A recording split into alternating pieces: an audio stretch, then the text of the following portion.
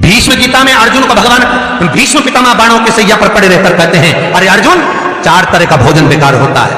पहला, जिस भोजन की थाली को ठोकर लग गई वो नाली में पड़े हुए कीचड़ के बराबर होता है। दूसरे नंबर का भोजन, जिस भोजन की थाली को कोई लांग कर चले गया वो भोजन भ्रष्टा के बराबर होता है, गंदगी के बराबर। तीसरे नंबर का भोजन, जिस भोजन की थाली में बाल पड़ा हो, केश पड़ा हो, वो दरिद्रता देने वाला होता है। और चौथे नंबर का भोजन अर्जुन, अगर पति और पत्नी अगर एक ही थाली में भोजन कर रहे हैं तो वो मदिरा के तुल्य होता है। यदि पति और पत्नी एक ही थाली के अंदर बैठकर भोजन कर रहे हैं तो वो मदिरा के तुल्य है। भीष्म गीता कहती है, अर्जुन, पति के जीवने के बाद अगर पत्नी उसी थाली में भोजन करती है तो चारों धाम के प्रसाद से बड़ा महाप्रसाद बन जाता है। और यदि पति और पत्नी का नियम है कि हम दोनों तो साथ ही भोजन करते हैं तो हाथ जोड़कर निवेदन है, साथ भोजन करो, मना नहीं है, 2 थाली अलग अलग लगाओ। पर पति के साथ बैठकर एक थाली में खाना रोज प्रतिदिन मदिरा को निगलने के बराबर है।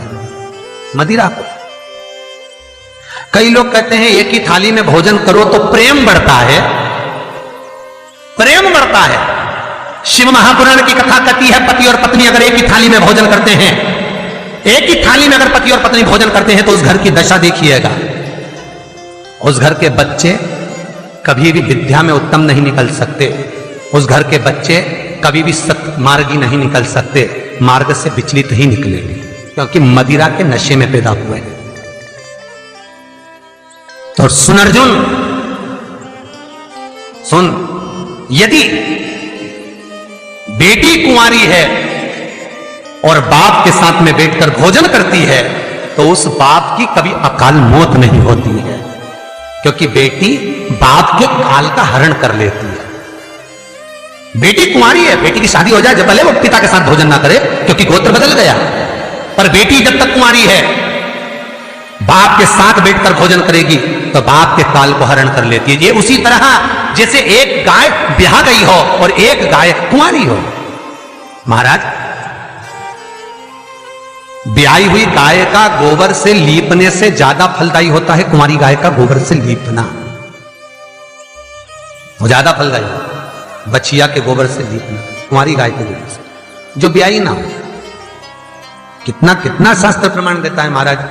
कई लोग दुखी भी हो रहे होंगे आज हमारी कथा सुनकर कि भगवान गुरुजी आपने कह दिया कि एक थाली में भोजन मत करो और हम तो इतने साल से करते हुए आ रहे हैं और अलग अलग करेंगे और ऐसा और वैसा। कई लोग तो चैनल ही बंद। शिव महापुराण की कथा कहती है, यदि आप भगवान विष्णु के मंदिर गए हो, सत्यनारायण भगवान के मंदिर गए हो, राम मंदिर गए हो, कृष्ण मंदिर गए हो, दत्त मंदिर गए हो, किसी भी देवता के मंदिर में जाते हो, वहां का प्रसाद आप 15 दिन 20 दिन तक रख सकते हो, और शंकर का प्रसाद रात भर नहीं रखा था। क्यों? क्योंकि शंकर का प्रसाद एक दोपहर संध्या तक आपका है, रात्रि को 9:15 तक शंकर का प्रसाद आपका है साहब। शंकर भगवान ने जब 12 की रचना करी थी, घड़ी की रचना भगवान शंकर ने करी, तिथि और समय की रचना भगवान शंकर ने करी। एक एक घड़ी, एक एक पल, एक एक तिथि, एक एक नक्षत्र, समय, पल, सबकी रचना शंकर करे।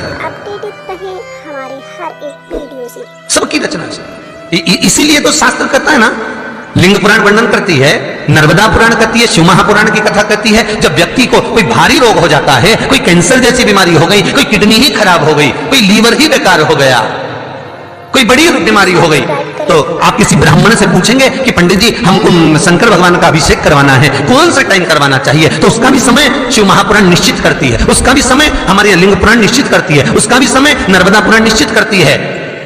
तो कुमार खंड के अंदर शिव महापुराण के वर्णन करा गया कि 9:15 रात्रि को कोई बीमार व्यक्ति का यदि उसके हाथ से अभिषेक प्रारंभ कराया जाए, या उसके ही कुल का, उसके ही गोत्र का व्यक्ति शंकर का अभिषेक करता है और शंकर के नाम का स्मरण करता है, तो वो अभिषेक तो करे, साथ में जो मनोरथी है, यजमान है, वो महामृत्युंजय मंत्र का जाप करे, तो कहते हैं रोग समाप्ति की ओर आना प्रारंभ हो जाता है। रोग समाप्ति की ओर आना, रोग समाप्ति की ओर पहुंचना भगवान शंकर। कि पावन कथा कहती है, एक कलश के अंदर महाराज दूध ले लीजिए, उसमें काली तिल्ली डाल लीजिए, थोड़ा सा आंवला, सूखा आंवला बाजार में मिलता है, उसको डाल दीजिए। बाजार में अगर बीला मिल जाए, बीला का फल, बेलपत्री में जो फल लगते हैं, बीला का गुर्दा, बीले के अंदर का भाग, अगर बीला नहीं मिले तो बाजार में सूखा बीला मिलता है, उसको पानी में गला कर उसको पीस लो, पीस कर उसका उपटन बना लो, पीस के उसको कटोरी में ले लो। उस उपटन को, जल के पात्र को, जो व्यक्ति घर में बीमार रहता हो या जिसको बुखार ज्यादा चढ़ रहा हो, उतर नहीं रहा हो, निमोनिया जैसी बीमारी हो, बड़ी से बड़ी बीमारी भी अगर आपको घेरी हुई है, तो आप अपने हृदय चित्त से स्पर्श कराकर, कोई पलंग पर पड़ा हो तो उसका हाथ का स्पर्श करा, जो स्वस्थ है उसके ऊपर से उतार कर भगवान शंकर को ले जाकर वो बीले का उपटन शिवलिंग पर लगा दे, और जो जल है वो शंकर जी को समर्पित करें। कौन सा मंत्र बोलना है? उस मंत्र का स्मरण आप सब प्रेम से करें। ओम, जितने टीवी के सामने बैठे सब बोलिए ओम जूम, जा में ऊ की मात्रा, अम की बिंदी, जूम, सहा, सा दोहा की बिंदी, सहा, ओम जूम सहा, ओम जूम सहा। इस मंत्र का जाप करते हुए जो दूध चढ़ा देता है उपटन लगाकर, उसकी बीमारी, उसका रोग समाप्त हो जाता है। बहुत ध्यान देना, उसी चढ़ाए हुए जल को, दूध को, उस उपटन के भाग को थोड़ा सा ले आइए। जिस बच्चे को निमोनिया की बीमारी है, जिसका बुखार नहीं उतर रहा हो, उसके मस्तक पर लेपन कर दीजिए, हृदय चित्त पर लगा दीजिए महाराज।